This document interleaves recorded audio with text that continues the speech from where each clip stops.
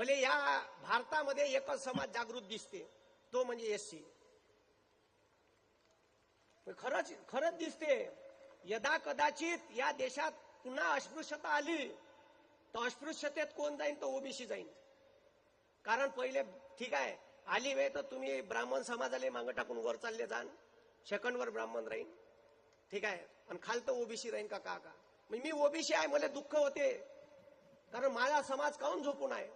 मी त्याला समजून सांगतो का बाबा रे सुधरा लेको, तुम्ही विचार करा. या संविधानावर कर्मकांड तुम्ही सोडले, ठीक आहे. या एससी समाजात मातंग बी आहे का नाही? मातंग आहे का नाही? डॉक्टर बाबासाहेब आंबेडकरांनी मातंग समाजाला तुमच्या सोबतच आरक्षण दिलं का नाही? दिलं. पण मातंग समाजाचा पाहिजे तसा प्रोग्रेस झालेला नाही.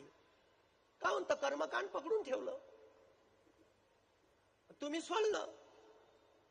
तुम्ही कुठेही गेले, असा कार्यक्रम असला बाहेर पुस्तकाचे स्टॉल राहते, ओझं पुस्तकाचं घेऊन जाते, ओझं ज्ञानाचं घेऊन जाते.